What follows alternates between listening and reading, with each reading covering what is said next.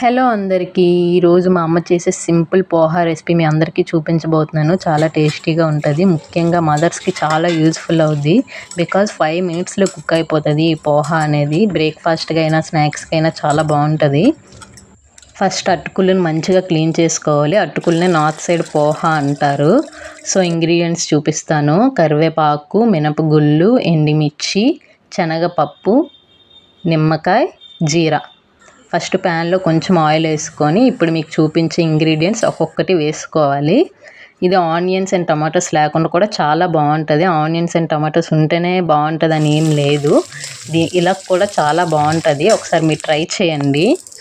Try చేసి comment చేయండి. ఈ తాలింపుని 20 సెకండ్స్ అలా ఫ్రై చేసుకోవాలి. తర్వాత కొంచెం పసుపు, కొంచెం సాల్ట్ వేసుకొని పోహా వేసేసుకోవాలి. పోహా వేసుకొని ఒక 20 or 30 సెకండ్స్ అలా ఫ్రై చేయాలి.